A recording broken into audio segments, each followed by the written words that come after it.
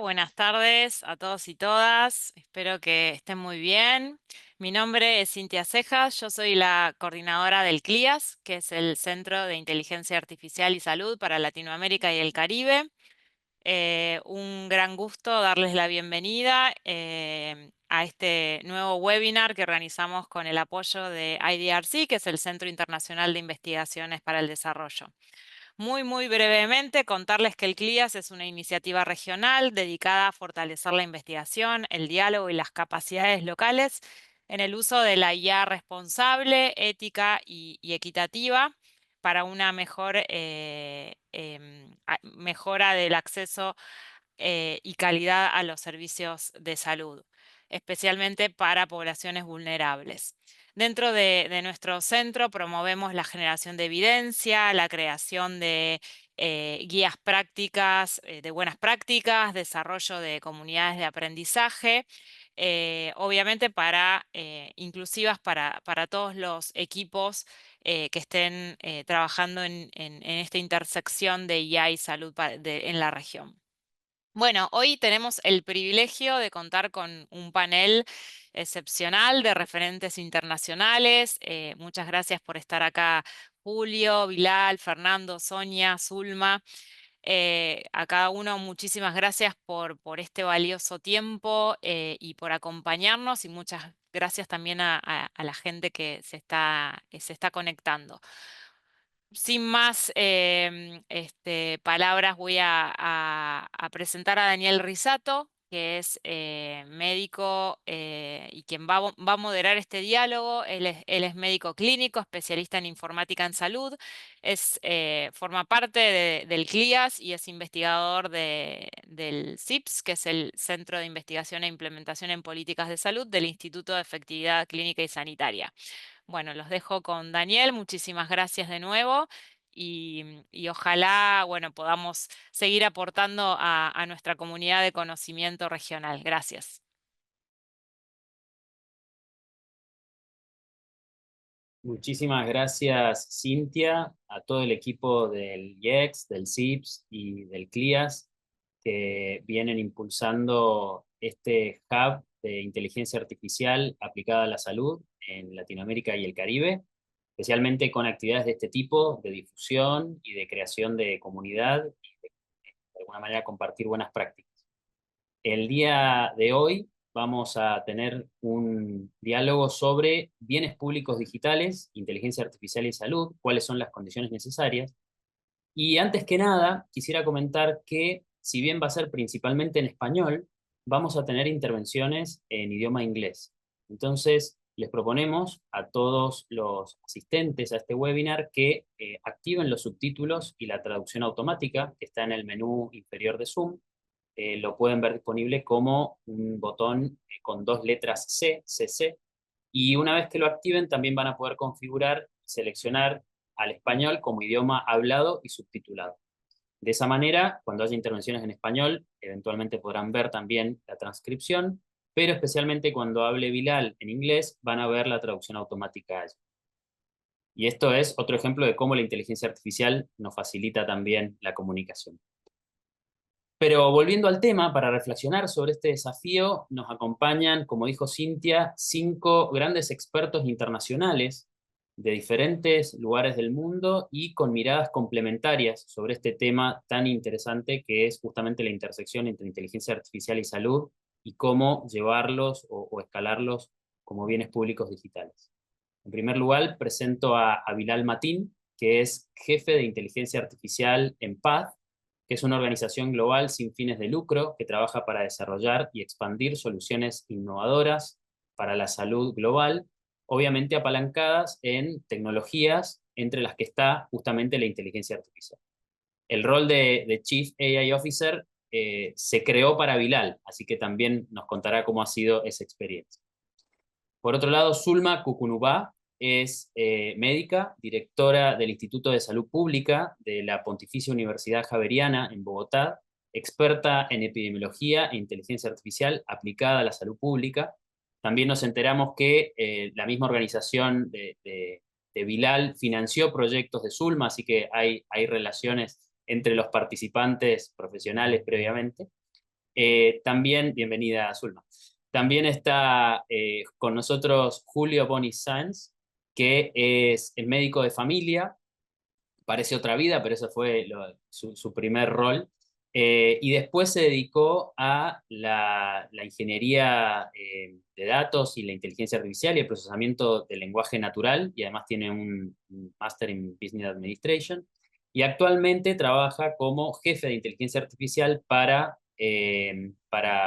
una empresa de investigación clínica, CERMES CRO, con este tipo de proyectos de inteligencia artificial. Por otro lado, también está Sonia Benítez, que es también médica, es magíster en informática en salud y trabaja en el Hospital Italiano de Buenos Aires como jefa de investigación e innovación tecnológica en el Departamento de Informática en Salud. Importante decir que el Hospital Italiano es líder en transformación digital, formación de recursos humanos especializados, no solo en Argentina, sino en la región. Y por último, presentar a Fernando. Fernando Imp es médico informático en la Clínica Alemana de Santiago de Chile, que ha sido una institución pionera en la incorporación de herramientas de inteligencia artificial en el proceso de transformación digital hospitalaria de cara a los profesionales que trabajan en esa institución. Así que muchas gracias a todos por sumarse. Y ahora, un poco para entrar en tema, quizás plantear qué son los bienes públicos digitales, ¿no? Porque venimos escuchando mucho, obviamente, de inteligencia artificial, desde por lo menos 2022 a esta parte se volvió trending topic en todos lados, más allá de que también sabemos que esto viene de más de 50 años de historia. Eh, y obviamente las aplicaciones en la salud no tardaron en emerger, no solamente por lo que se venía haciendo, sino por todo lo nuevo que surgió como potenciales aplicaciones. Pero quizás bienes públicos digitales no es algo a lo que estamos acostumbrados a escuchar, sobre todo los que no están en el tema específico. Entonces, ¿qué son o de qué hablamos cuando hablamos de bienes públicos digitales? Bueno, son programas, principalmente software, ¿no? Pero también pueden ser datos o modelos digitales, obviamente, que son de acceso abierto. Esto quiere decir que cualquiera puede usarlos, puede compartirlos o puede mejorarlos. El objetivo final es promover el bienestar y el desarrollo de la humanidad en general, y de hecho van en línea con fortalecer el cumplimiento de los Objetivos de Desarrollo Sostenible de Naciones Unidas. Asimismo, en salud específicamente, hay organizaciones como Digital Square, que Bilal también tuvo un paso por allí, que dicen, bueno, pero todos los bienes públicos digitales no son iguales. Hay algunos que han demostrado ser más maduros. Entonces, ¿cómo definen esa madurez? En general tiene que ver con que no solamente sea un software libre y de código abierto, lo que comúnmente se llama como free open source software, sino que además tenga una comunidad sólida detrás, que no dependa de un solo financiador, sino que tenga múltiples fuentes de financiamiento, que tenga una estructura de gobernanza clara de qué se va a desarrollar o hacia dónde va a ir el equipo que está apoyándolo, y que idealmente esté implementado en una escala significativa. No es lo mismo cuando está aplicado a pilotos que cuando ya está desplegado en muchos lugares y muchos países, incluso a escala nacional.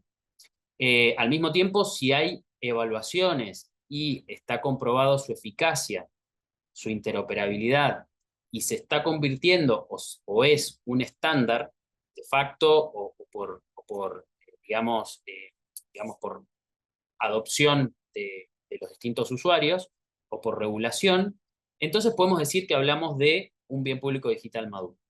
Entonces, un poco el desafío de esta charla es cómo hacemos para que la inteligencia artificial, no como un ente abstracto, sino como cada uno de los componentes necesarios para producir soluciones basadas en inteligencia artificial, serán piezas de software, serán modelos de datos entrenados, serán set de datos, digamos, que se utilizan para entrenar o para refinar, digamos, los resultados de esos modelos, pueden ser abiertos para cumplir con esta línea o esta premisa que plantean los bienes públicos.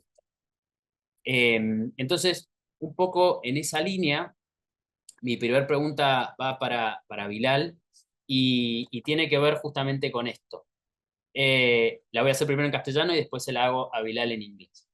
Entonces, en tu opinión, Bilal, ¿qué hace falta para que las herramientas de inteligencia artificial en salud, incluso algunas que ya existen, que estén quizás en pequeña escala, puedan ser escalables y sostenibles en el tiempo.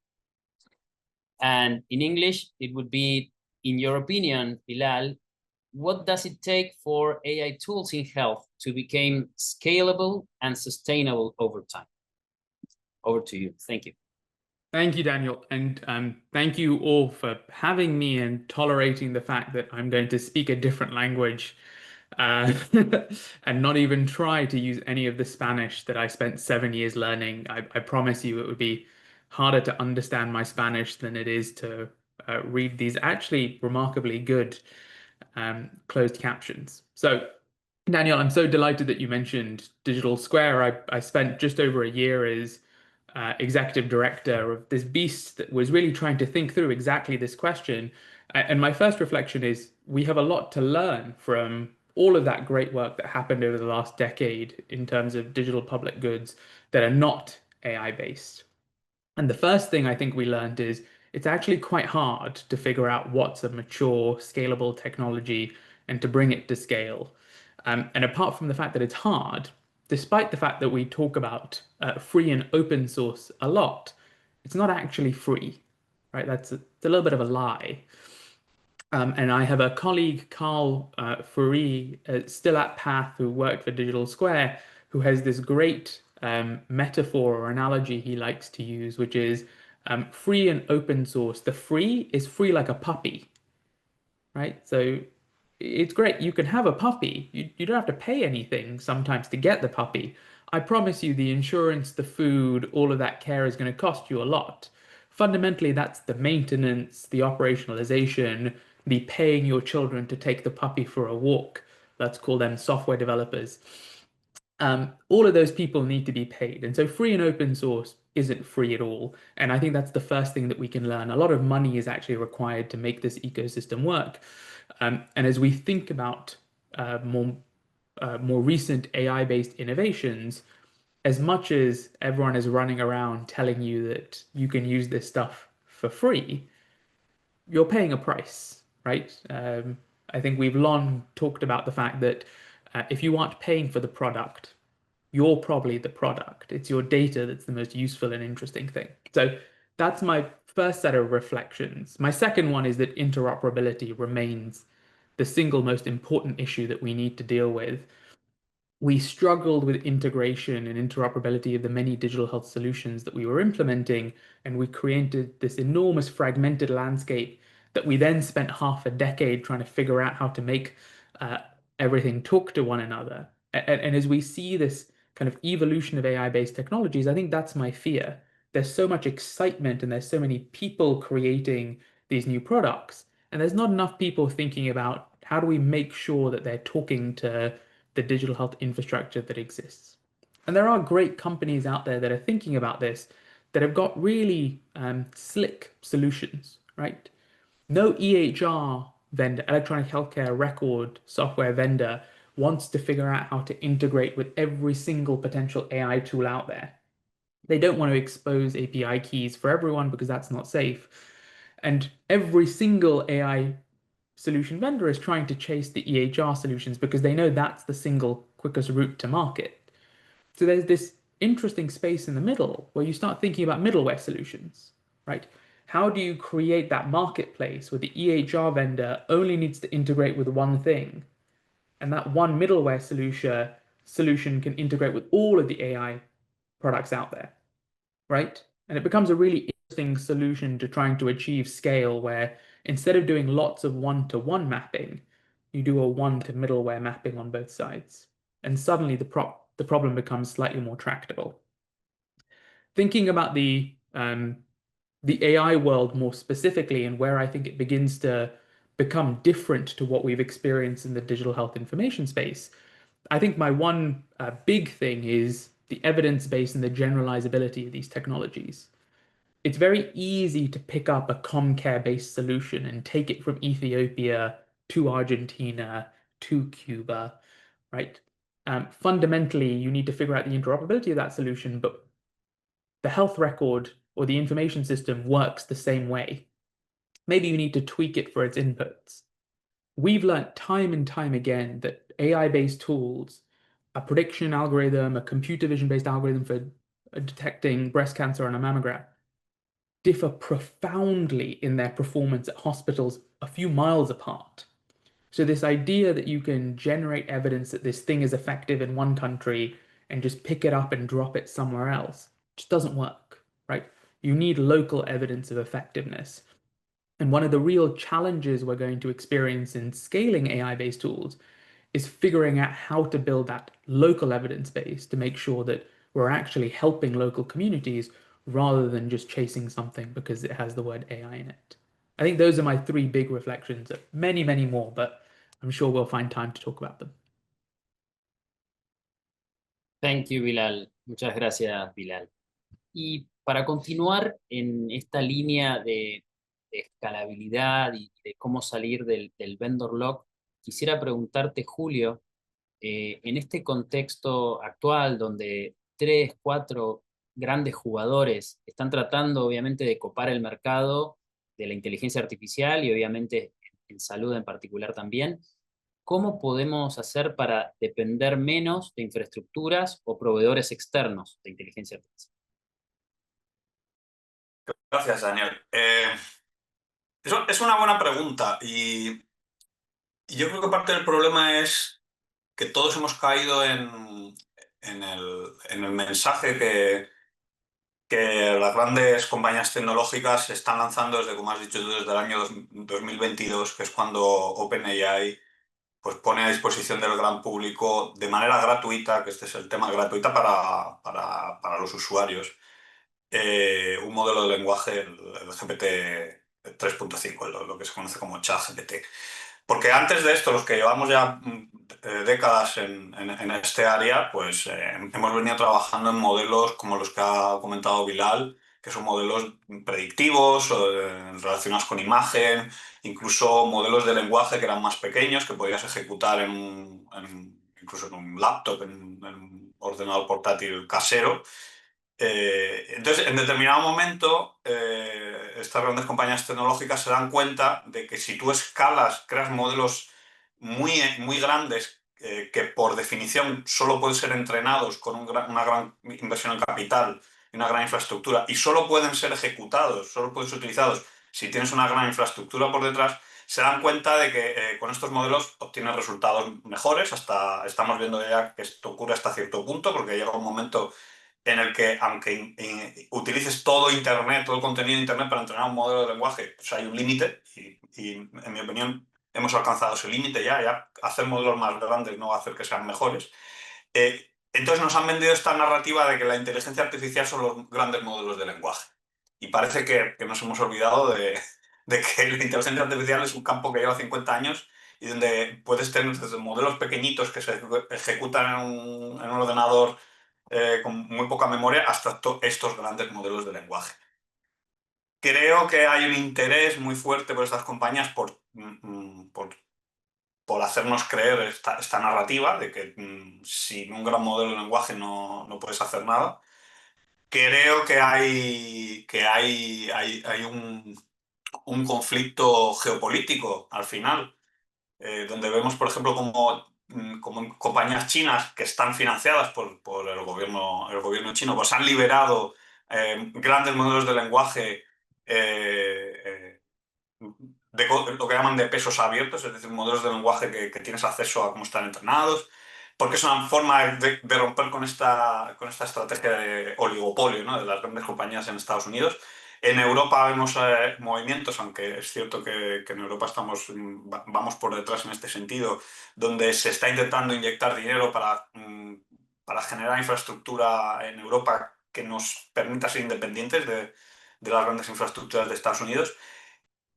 Pero en general la tendencia que yo creo que sería lo mejor que podría ocurrirnos es que empecemos a olvidarnos de esa narrativa y nos demos cuenta de que podemos desarrollar modelos de inteligencia artificial, tanto modelos de clasificación de imagen o de predicción, como modelos de lenguaje más pequeños, que pueden ser ejecutados en infraestructuras que sean accesibles a a cualquier país o a cualquier institución. Y el problema que tiene esto es que para hacer esos modelos, como decía Bilal, eso tiene un coste. Tiene un coste de gente que sepa entrenar los modelos, que sepa validarlos, porque lo más sencillo es coger un modelo que ha entrenado OpenAI o Google y que son modelos muy generalistas que resuelven casi cualquier problema de una manera más o menos aceptable. Pues eso lo más rápido es coger ese modelo y hacer una llamada a la nube donde está ese modelo y resolver un problema.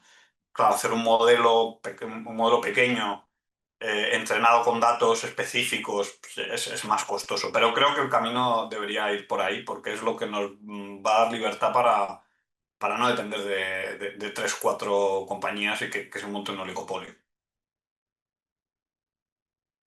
Muchas gracias, Julio. Ciertamente, de hecho, hace poco cuando fue la caída de uno de los proveedores de servicios en la nube, ni siquiera de inteligencia artificial necesariamente, muchos vieron comprometidos sus servicios porque obviamente dependían de esa infraestructura tercerizada, ¿no? Tercerizada en la nube. Así que esto es súper interesante respecto también de la soberanía tecnológica. Y ahora quisiera pasar a Zulma, que nos acompaña desde Colombia, y un poco preguntarte en tu experiencia, en lo que has trabajado dentro de la Universidad Javeriana y con proyectos a nivel nacional e internacional, ¿cómo ves la intersección entre la inteligencia artificial, digamos como la estamos definiendo aquí, más allá de los grandes modelos de lenguaje, y otras tecnologías y sobre todo vistas desde el punto de vista de la evaluación de tecnologías sanitarias? Hola Daniel y todas y todos, muchas gracias por esta invitación y este espacio tan relevante. Sí, efectivamente, y yo concuerdo tanto con Bilal como con Julio en algo muy importante, y es que estamos teniendo en este momento una presión tecnológica inmensa de que adoptemos estas tecnologías. La estamos teniendo nosotros como investigadores en salud pública, pero lo están teniendo médicos, la están teniendo personal de salud, directores de hospitales, en este boom de que hay una promesa tecnológica de que esto va a generar muchos beneficios. Creo que hemos perdido un poco de vista algo esencial que siempre ha sido trazador en cómo implementamos tecnologías en salud. Y es que sabemos de la eficacia, de la efectividad y de la seguridad de esas tecnologías.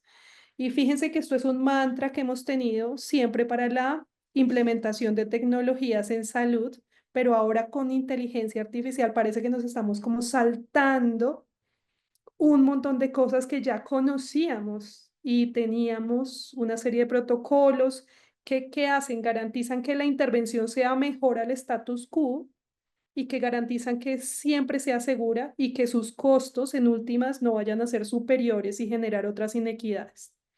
Entonces, lo que yo creo en este punto es que debemos insertar la inteligencia artificial también en el marco de la evaluación de las tecnologías en salud, pero esto no necesariamente va a ser igual que con otras tecnologías, como solíamos, otras tecnologías, medicamentos o tecnologías diagnósticas. Estas van a ser un tipo de tecnologías para las cuales deberemos generar unos marcos de evaluación relacionados con cómo evaluamos esas otras, pero adaptados. ¿Por qué?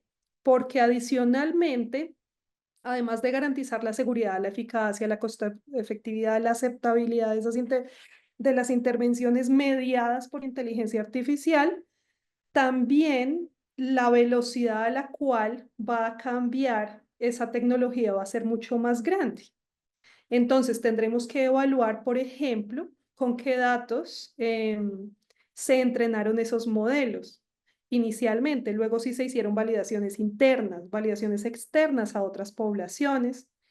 Y tendremos que evaluar dimensiones que antes no teníamos que evaluar a estas tecnologías, como son la transparencia, la explicabilidad, los sesgos, la gobernanza de los datos y cómo recogemos luego la evidencia del mundo real sobre cómo estas tecnologías mejoraron o no los desenlaces en salud, ¿sí? Hay una promesa tecnológica inmensa, pero en la realidad sí va a mejorar, va a reducir ciertos desenlaces en salud. Creo que ahí radica gran parte de la forma como también se puede filtrar, cómo apartar, digamos, toda esta nube de información y de modelos y de tecnología de inteligencia artificial con la cual nos están bombardeando todos los días, versus de verdad que sí debe ir hacia unos sistemas de bienes públicos digitales. Y esos filtros tienen que estar dados por insertar estas tecnologías también en los marcos de evaluación de tecnologías en salud, de formas que lleven algo similar a como lo teníamos antes, pero ahora mucho más dinámicas y con otras dimensiones adicionales. Excelente, Zulma. Sí, ciertamente, como planteaste, es un desafío porque cuando uno piensa en una evaluación de una tecnología como un medicamento, su estructura molecular permanece constante en el tiempo, o es lo que uno espera. Entonces, uno va midiendo esa efectividad o esa seguridad siempre contra la misma intervención. En este contexto tenemos un objetivo en movimiento, digamos, la inteligencia artificial o las diferentes intervenciones en salud digital a veces tienden a evolucionar y cuando sale la autorización ya ni siquiera es la misma versión que se evaluó en este estudio previo. Entonces ahí hay un gran desafío. Y entonces me deja pensando esto y le doy pie a Fernando para que nos cuente también en la experiencia de la clínica alemana cuál ha sido el papel de la supervisión humana en los sistemas de inteligencia artificial clínica y un poco también darle este efecto de localización que traía a colación Bilal al principio. Muchas gracias, Daniel. Primero, también agradecer la invitación. Plantearon acá los co-invitados puntos excelentes. Yo creo que nosotros en Clínica Alemana, y nosotros somos una institución prestadora de salud, nos enfrentamos a una situación que va a ser la realidad probablemente de la mayoría de las instituciones hoy en día de Latinoamérica y del mundo. Y es que nosotros desde la informática clínica tenemos en mente varios de los puntos que mencionaron, por ejemplo los de Julio Bonis. Cuando empezamos, yo no llevo trabajando tantos años en grandes modelos de lenguaje, ni los había estudiado por muchos años antes, pero cuando empezaron a aparecer y empezamos a aprender, nos dimos cuenta de sus limitaciones y también de las limitaciones teóricas que iban a tener al tratar de tener esta solución rápida y fácil de usar modelos disponibles comercialmente, en vez de entrenar nuestros modelos en Chile, respecto a temas súper relevantes, especialmente en salud. Sesgos, por ejemplo, como lo nombro como lo principal. Es difícil la evaluación de los sesgos que tienen estos modelos generalistas a la hora de utilizarlos en salud. Pero por otro lado, y teniendo esa conciencia, teníamos usuarios que empezaron, clínicos y de todas las profesiones de la salud, que empiezan desde el año 2022 a usar estas herramientas personales para la resolución de casos clínicos reales, de consejeros, de interconsultores virtuales. Entonces, nuestra filosofía y cómo hemos ido abordando esto es intentar generar una estrategia de inteligencia artificial para nuestra institución, a la par que vamos liberando y probando lo más rápido que podemos herramientas que sean de alto valor y que mejoren la seguridad de los flujos con los que ahora estamos compitiendo, no los que en teoría debieran ser, porque hoy en día lo que tenemos es que si nosotros tenemos a un usuario clínico usando su chat GPT personal, metiendo datos que cree que están bien anonimizados, pero no lo están, es un riesgo ético para nosotros como institución mucho mayor porque nosotros como institución y probablemente muchas otras no tenemos el tamaño, por ejemplo, ni la velocidad suficiente ni los recursos para entrenar un pequeño modelo de lenguaje para nuestra realidad local, ¿sí? Hay instituciones grandes en Chile, en Latinoamérica que sí están trabajando en eso, pero ¿cómo solucionamos entre medio hasta que podamos disponer de ella o tengamos una en medicina? Entonces, nosotros creemos en conceptos como bien fundamentales. Si tenemos herramientas de inteligencia artificial, uno, el humano debe estar en el loop. O sea, estas herramientas son de asistencia, jamás de reemplazo. Por lo tanto, nosotros generamos herramientas que buscan que el criterio clínico sea parte fundamental de su evaluación en el día a día, ¿sí? No solo desde la evaluación que hacemos nosotros como que las desarrollamos. Y en segundo lugar, la transparencia de las herramientas. ¿Cómo logramos que estas herramientas, que estos modelos de lenguaje que no son para nada transparentes, sean en realidad agentes que usen estos modelos de lenguaje que están disponibles, como ChatGPT, Claude, Gemini, etc., pero que en realidad se embeban de herramientas que programamos y supervisamos nosotros, ¿sí? Entonces, no dejarle toda la decisión ni la explicación al modelo de lenguaje, sino que sea una herramienta dentro del flujo donde, por ejemplo, podamos acceder de manera segura a datos reales del paciente, a datos reales de laboratorio, a datos reales de informe, imágenes, etc. Y el último punto es que nosotros tenemos que no solo entregar estas herramientas que son más transparentes que las públicamente disponibles, sino que además nosotros creemos profundamente en que tenemos que tener a una población profesional educada en inteligencia artificial. Nosotros creemos que nuestros usuarios médicos, kinesiólogos, etcétera, que usan nuestras herramientas, deben entender más o menos cómo funcionan y cómo les responden. Porque el riesgo más grande que tenemos nosotros ahora como institución no es tecnológico, sino que es el mal uso por ignorancia de que estas herramientas no están pensando, no razonan, ¿sí? Las llaman así, y yo comparto mucho con Julio esa visión de que estamos llegando a un plató de la arquitectura y tecnológica de los modelos de lenguaje, pero comercialmente las empresas los venden como probablemente más de lo que son y les conviene hacerlo. Entonces, para nosotros es súper importante educar a nuestros usuarios y que ellos sean la mente crítica detrás de las decisiones que toman.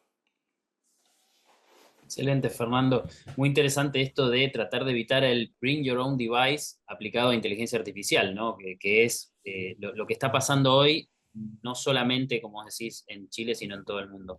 Y respecto de estas experiencias hospitalarias y también en el entrenamiento de otros, digamos, algoritmos y modelos de inteligencia artificial, Sonia, quisiera preguntarte justamente cómo hacen este equilibrio, ¿no? Entre habilitar el acceso a datos, por ejemplo, para entrenamiento de algunos modelos, y la custodia de la privacidad en el uso de esos datos de salud. Bien, muchas gracias primero, Dani, por la invitación y por compartir el espacio con los panelistas. Estaba escuchando muy atenta y coincido con la mayoría de las cosas que fueron diciendo. Es más, si tuviéramos más tiempo probablemente avanzaremos con alguna de esos temas, pero si me enfoco en la pregunta que decís, nosotros dentro de lo que es el Departamento de Informática de Salud, tiene experiencia digamos, en el uso o en el desarrollo de proyectos de inteligencia artificial hace varios años. En particular, al principio estaban más enfocados hacia el espacio interno del departamento y ya un tiempo antes de la pandemia se empezó a trabajar con, digamos, más en comunión con diferentes servicios, sobre todo con un mayor auge en lo que es visión computacional, con imágenes.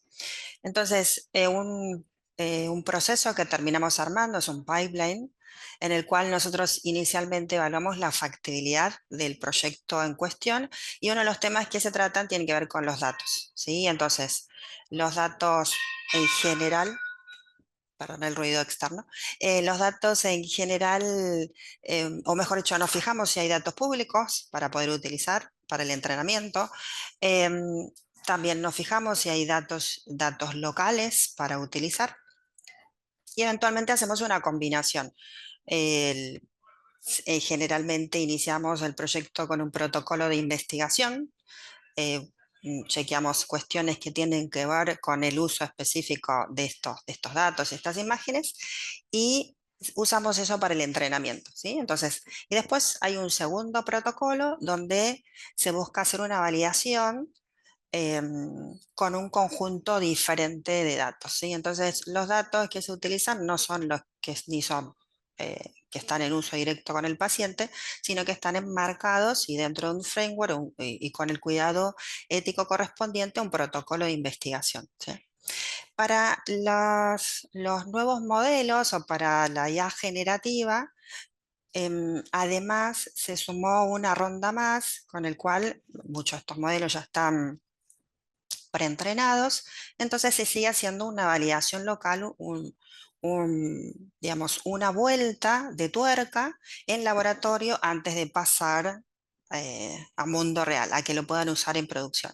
Así que el cuidado de los datos, el uso de los datos está marcado primero en laboratorio, con los lineamientos de un estudio de investigación y después con el resto de los cuidados que tiene la institución en el uso de los datos. Excelente, Sonia. Muchísimas gracias. En este caso voy a volver a Bilal y un poco en este desafío que es cómo lograr que la inteligencia artificial sea segura y confiable. ¿Qué rol tiene la regulación? Which is the role of regulation in letting AI in health or trying AI in health to be more safe and reliable? Thanks, Daniel. I was talking to another group about this morning, and I think the most important thing to start with, and this is less of a problem in Latin America and the Caribbean than it is in sub-Saharan Africa, but there is a well-accepted, harmonized global standard for regulation of software, and now as a subset of software, AI is a medical device. So software as a medical device regulation has been around for a while. This is not new. We have made progress in the last few years in ironing out some of the kinks, but in South America, you have some brilliant regulators that know what they are doing. The one I'm most familiar with is Anvisa in Brazil, that definitely know what they're doing as a member of the International Medical Devices Regulatory Forum. So I think that's where I want everyone to start, which is when we talk about regulation of AI, let's recognize that there is a baseline. And the more interesting stuff that generative AI can do has really challenged some of those assumptions. But let's not pretend like there's nothing from us to work from. So one of the key assumptions that it challenges is a function of the non-determinism of Gen AI as a tool, right? The fact that you cannot guarantee that the same input will always generate the same output fundamentally breaks a lot of our regulatory processes because they're based on this idea of determinism. If I run a trial and I can prove that there is a generalizable guarantee from the effectiveness, from the evidence generated, that it will always work in this population, assuming that you then apply it to people who are from a similar population, it should continue to work. Suddenly no longer works. And so we're left in this complicated situation of, okay, so what do we do?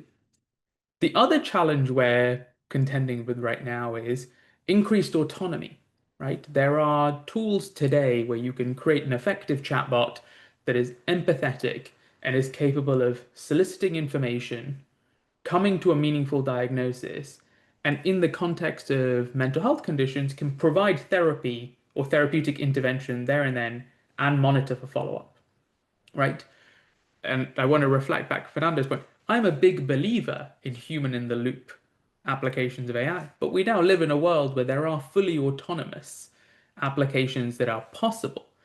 And the question then is, how do I regulate a fully autonomous application of AI in healthcare? And there are some brilliant academics that have come up with very creative ideas. Should we try and create professional registration and regulate a fully autonomous system as though it's equivalent to a clinician? It's fundamentally doing all the same things, but admittedly, that's also slightly crazy, right? That, like, this thing has no agency. We have tasked it with a role. Who is liable? The manufacturer? Because the tool itself doesn't earn an income. There is no one for me to sue to get recompense from if something goes wrong. So really what I'm trying to convey is when we're talking about the older school AI-enabled ultrasound, computer vision for mammogram-based diagnosis of breast cancer or screening for breast cancer, all of that older machine learning stuff, we understand how to regulate, right? And I think that there is almost no reason that countries shouldn't be aiming to set up that bar. And there is lots of value in still implementing those technologies. It doesn't need to be Gen AI all the time. But there is a really interesting research agenda that's emerging around how do we regulate Gen AI for health. And I think my open question to the community is, this is what my research group and I and my colleagues spend our time thinking about. It really is an opportunity for the next generation to make a career out of this. These are not easy questions to answer. They will take years for us to come up with sensible answers and then see them implemented in policy. So it's really an open invitation to anyone that would like to help. There are so many open questions. Thank you very much, Bilal. Muchas gracias. De hecho, espacios como este, donde de repente estas preguntas surgen y a cada pregunta generamos más preguntas, es un terreno muy fértil para las colaboraciones, tanto entre los que están aquí hoy como panelistas, pero también entre muchos asistentes que están escuchando atentamente y quieren participar. Entonces, solamente para avisarles, hemos puesto información en el chat del Zoom, donde pueden registrarse para la comunidad de práctica, donde este tipo de preguntas y muchas otras surgen y se discuten y se debaten entre gente con distintos saberes y cada uno aporta obviamente su experiencia y sus conocimientos y también escucha y recibe que proviene o la visión de otros colegas que quizás tienen trabajos en otras áreas. Así que excelente eso y nos encantaría, Bilal, y bueno, a todos en general, Julio, Fernando, Zulma y Sonia, que también pudieran ser parte de la comunidad o participar en algunas próximas actividades también.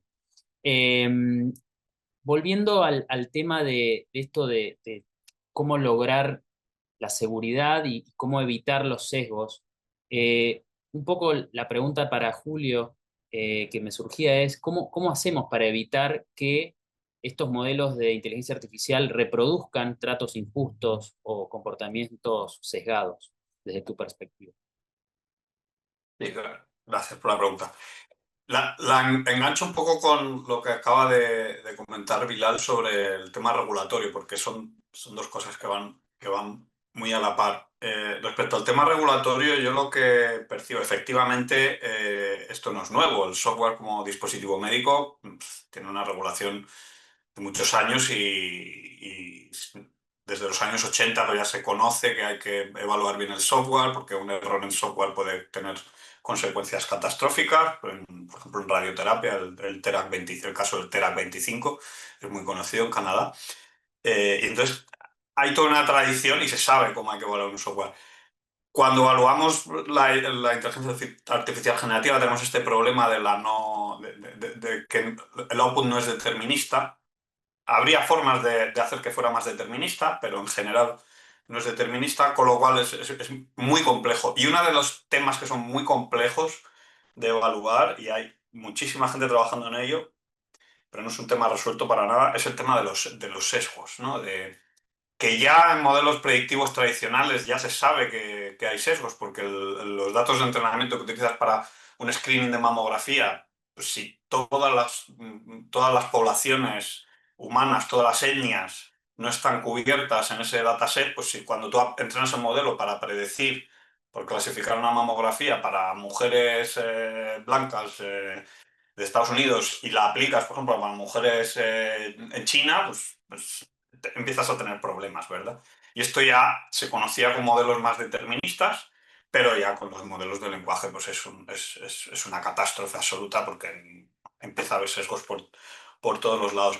Creo que lo importante son dos cosas. Uno, desde el principio, tener esta conciencia de que estos sesgos pueden existir.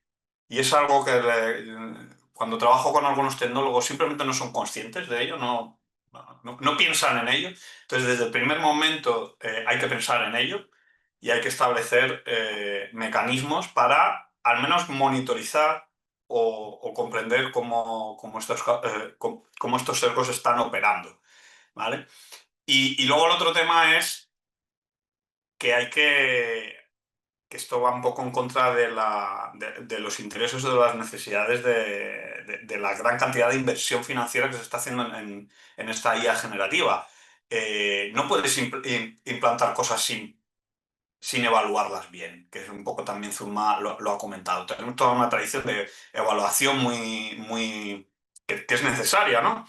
Cuando introduces cualquier tecnología sanitaria, un fármaco, un software, un screening, Y parece como que con la IA generativa hay muchas voces diciendo, no, pero esto hay que implantarlo ya, cuanto más rápido, como dice Fernando, los clínicos lo están utilizando ya en sus dispositivos personales, y entonces, ¿para qué vamos a evaluar? Parece que evaluar es poner piedras, ¿no? Poner palos en las ruedas y que está mal. Yo creo que no, que yo creo que el mensaje es al contrario, la evaluación es súper importante. Y respecto a los sesgos hay otro tema, que cuando te pones a trabajar en ello e intentar evaluarlos, que es un tema para mí un enorme reto, que es que cuando tomas decisiones clínicas hay sesgos que son positivos. O sea, tú como médico, pues no vas a tratar una disuria, una molestia salarial en un hombre con una mujer. Tu lista de diagnósticos probables no es el mismo para un hombre que una mujer. O cuando tratas a un paciente de nivel socioeconómico bajo, con un nivel educativo más bajo, pues la forma que tú interpretas cómo te está contando los síntomas, pues a lo mejor es positivo tener en cuenta ciertas cosas que en una persona con más educación, pues interpretas diferente, o las decisiones que tomas pues tienen que tener en cuenta estos factores. Y claro, esto al final es un sesgo pues, es positivo, es válido, es científicamente aceptable. El problema es que los modelos de lenguaje en general se han empezado a abordar el problema de los sesgos, lo que es el de biasing, que llaman no sabe, de sesgo, no sé, no sabría cómo decirlo en castellano, en español. Pero estas intervenciones para que los modelos no estén sesgados y traten igual a hombres y mujeres y traten igual a gente subsahariana que gente... Todo esto está muy bien, pero en clínica a veces no está bien. Hay que diferenciar unas personas. Y esto es un enorme reto. En temas de sesgos es súper interesante, que creo que es algo que no se hace mucho, es tirar de la literatura porque es un tema que está no tan estudiado como debiéramos probablemente, pero sí que hay muchísimo literatura desde los años 60, 70 de pues, los distintos sesgos cognitivos que afectan en los procesos de decisión clínica. Creo que partimos ya de esa base y sobre esa base tenemos que construir. Pero es un tema apasionante y muy necesario, yo creo, de evaluar. Muchas gracias, Julio. Y creo que en este sentido la capacitación es fundamental, ¿no? Porque quizás el modelo de inteligencia artificial, digamos, la solución que uno está usando, sugiere cosas que uno cuando ve al paciente enfrente dice, no, pero esto no aplica, o esto hay que hacerlo ligeramente distinto, o tengo que tomarlo como un input más, pero seguir teniendo criterio propio. Zulma, desde tu visión, ¿qué es lo que hace falta para justamente formar a los profesionales que están trabajando o van a trabajar en esta intersección de inteligencia artificial y salud? Y acá te pregunto de distintos roles, ¿no? Puede ser alguien que esté desarrollándolo, pero también puede ser alguien que esté usándolo. Si querés elegir uno de los dos, porque después me gustaría preguntarle a Fernando por otro tema. Listo. Hay una premisa inicial que es muy relevante y es que ya sabemos, digamos, la ciencia es multidisciplinaria, pero en el caso de la inteligencia artificial, creo que se hace mucho más evidente la importancia de que tengamos pues diferentes habilidades a lo largo del diseño, el desarrollo, la aplicación y la evaluación de estas tecnologías.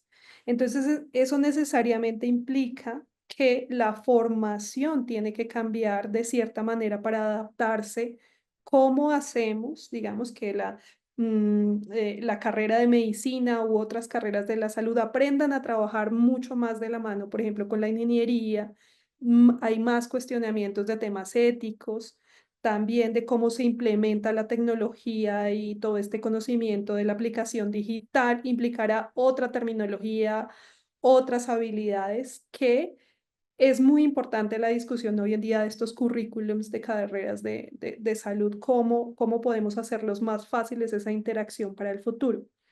Pero también quisiera llamar la atención sobre otro tema y es un tema para el cual hay una evidencia muy emergente aún, pero que hay que seguir investigando, y es el tema del de-skilling, ¿sí? La reducción potencial que puede tener sobre todo el uso de la inteligencia artificial generativa en la formación de médicos, por ejemplo, ¿cierto? Entonces ya hay alguna evidencia incipiente en que algunas habilidades que como médicos de pronto aprendíamos antes en la clínica, en esa interacción paciente-médico, algunas de esas habilidades podrían reducirse en la medida en que no se inserte correctamente el momento, el espacio, etcétera, en la formación médica.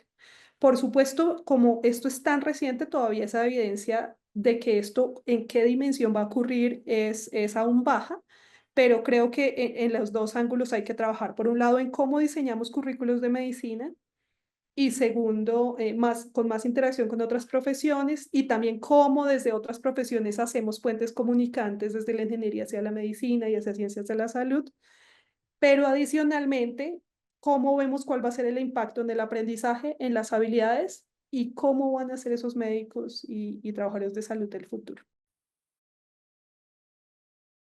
Muchísimas gracias, Zulma.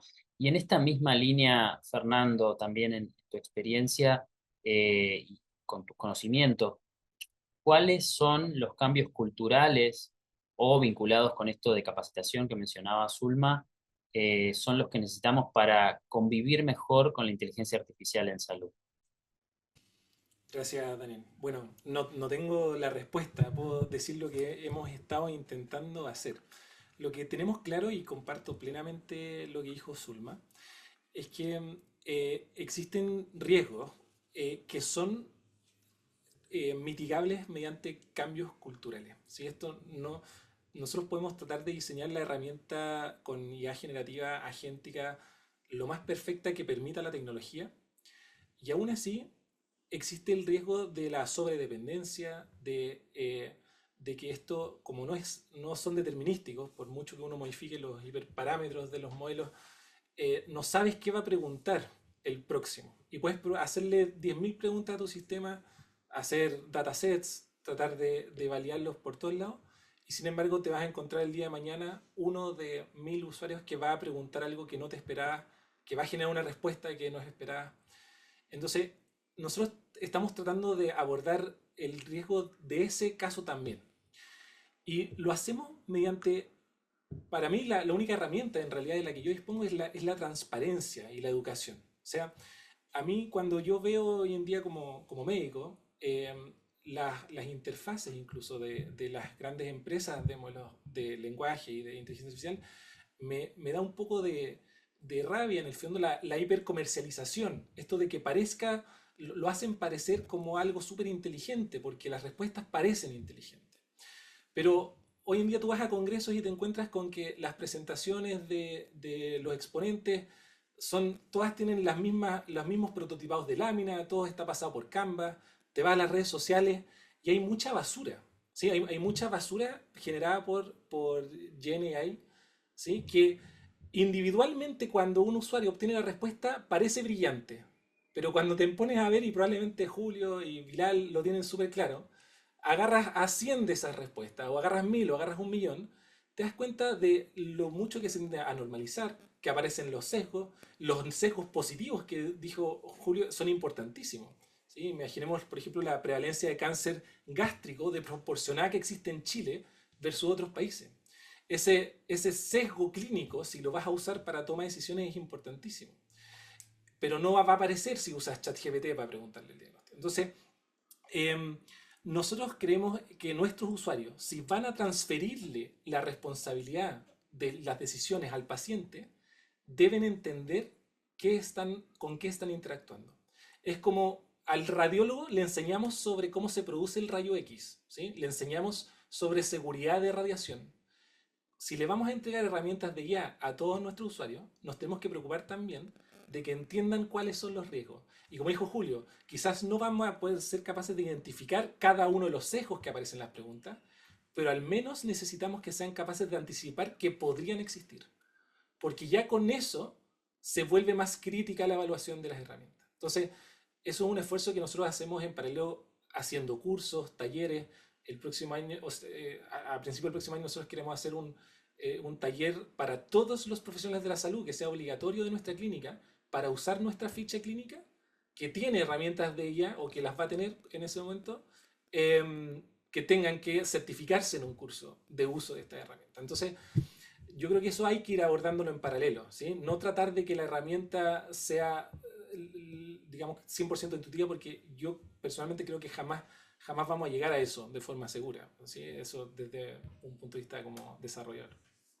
Eso, Daniel. Excelente, Fernando. Muchísimas gracias y queda clarísimo la importancia de la educación, no solamente en conocer cómo usar las herramientas, sino también en cómo, de alguna manera, detectar estos comportamientos anómalos o poder poner en cuestión las respuestas. Me hace acordar mucho a el desafío que fue la desinformación o la mala información, misinformation en English, sobre todo durante la pandemia, decir, bueno, ¿cómo entrenamos a la gente para que se dé cuenta cuando algo que le está llegando por redes sociales o que está leyendo en Internet puede ser mentira, ¿no? Entonces, aprender a detectar estas cuestiones o a estar atento por lo menos de que no hay que creer todo lo que uno lee o ve o mira, incluso ahora con deepfake pueden ser hasta videos súper realistas.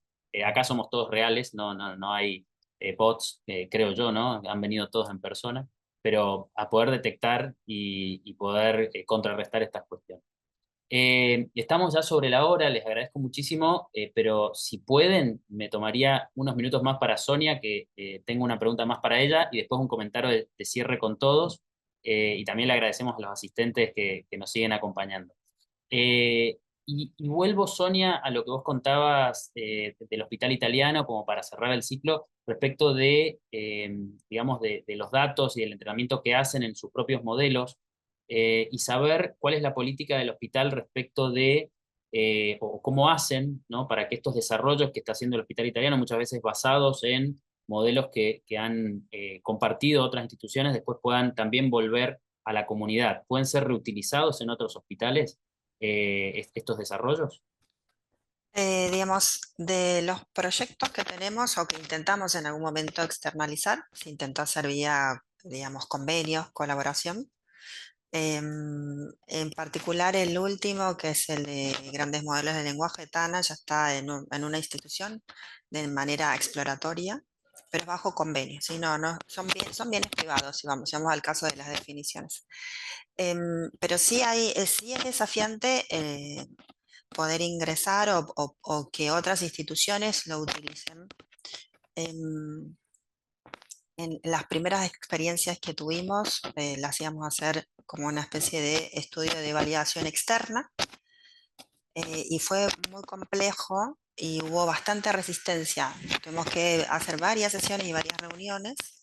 Al principio había acuerdo para utilizarlas y eso después se fue diluyendo, ¿sí?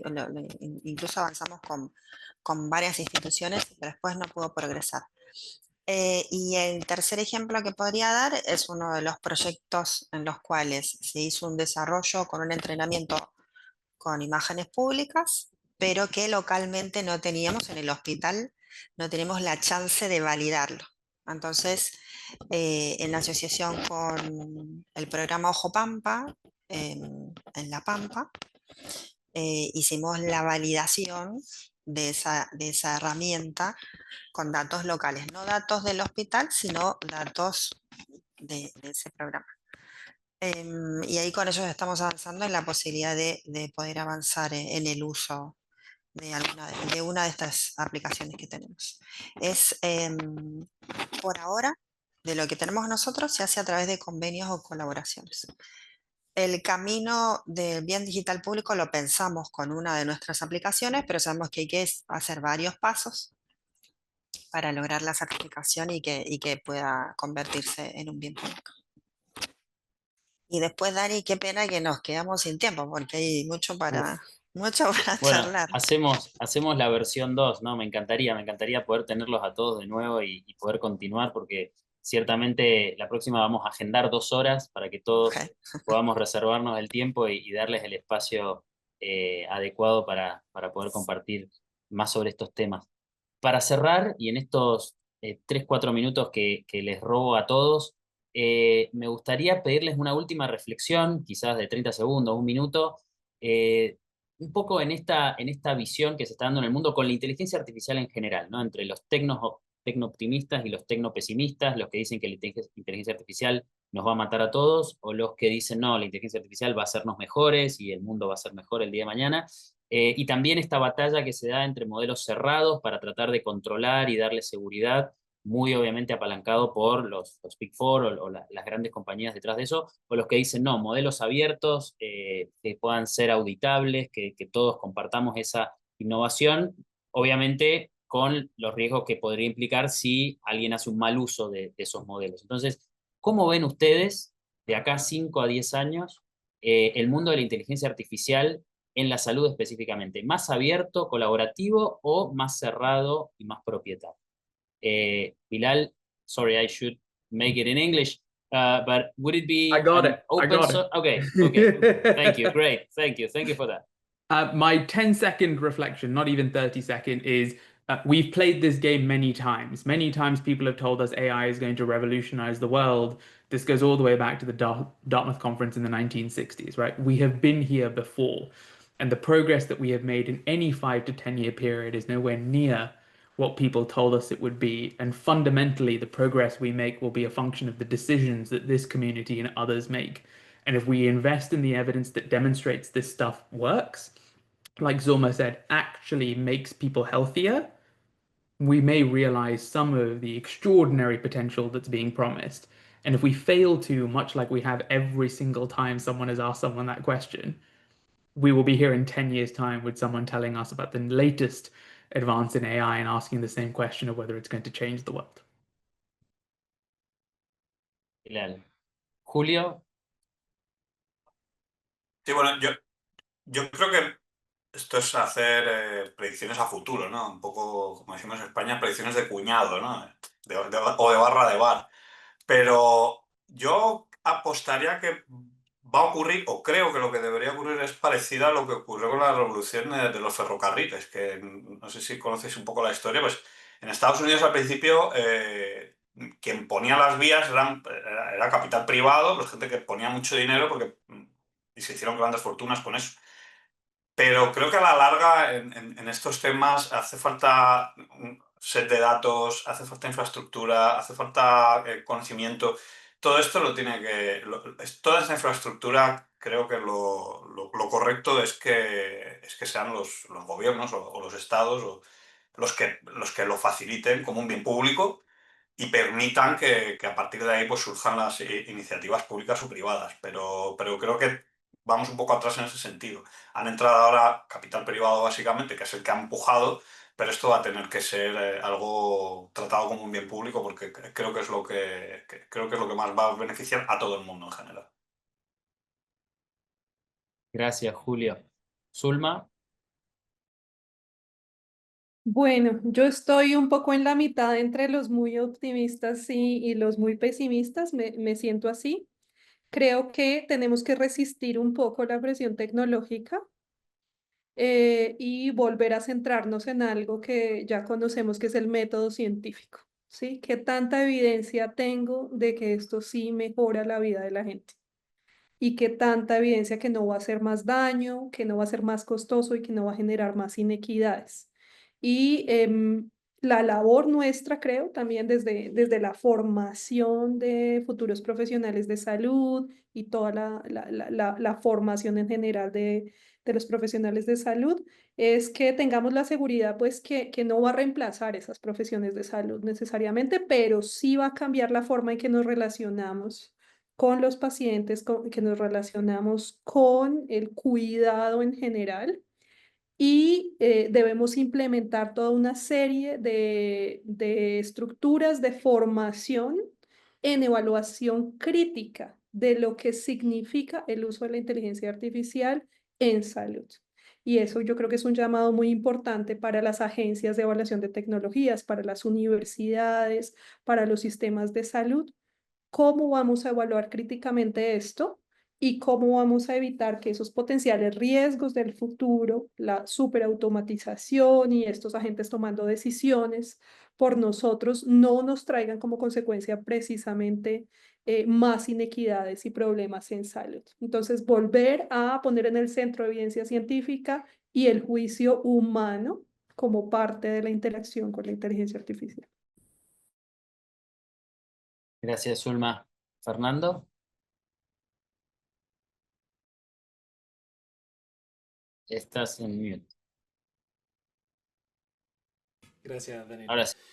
Sí, yo creo que ya dijeron varios de los puntos más importantes. Yo tengo la esperanza de que aquí a 5 o 10 años más, efectivamente, eh, inteligencia artificial, pero cualquier tecnología que pueda tener un impacto en salud, se vayan convirtiendo en verdaderos bienes públicos. Como dijo Bilal al principio, esto no es gratis, ¿sí? Por lo tanto, los estados, como dijo Julio, los gobiernos tienen ahí un rol importante si es que queremos democratizar esto, pero también desde los que trabajamos en informática clínica, trabajamos en instituciones que hoy en día están a la vanguardia de estos sistemas. Tenemos una gran responsabilidad, yo creo que a nivel de región en Latinoamérica, de involucrarnos y participar en la formación, en la generación de las leyes regulatorias. No podemos solo vernos como consumidores o proveedores de productos. Yo tengo la esperanza de que a medida que van surgiendo estas tecnologías, nosotros podamos seguirles el paso y usarlas en cada momento, de aquí a 10 años más, para lo que realmente sirven y evaluarlas suficientemente bien y responsablemente para entregárselas, digamos, a los pacientes y a nuestros clínicos, sin que eso signifique entregárselos con 10 años de fase a todo el resto de la industria. ¿Sí? Gracias. Sonia. Me quedé pensando si era tecno-pesimista o tecno-optimista. Uno podría decir, soy tecno-optimista, pero no puedo decir, prefiero pensar en qué es lo que me gustaría que ocurra. O sea, me gustaría que, como dijo Zulma, se cumpla la promesa tecnológica, se cumpla. Venimos escuchando el potencial, y creo que a todos nos gusta la IA y por eso estamos acá, que va a ahorrar tiempo, que va a ahorrar costos y un montón de cosas y que se va a diagnosticar antes. Todavía eso está en pañales y cuesta mucho demostrarlo.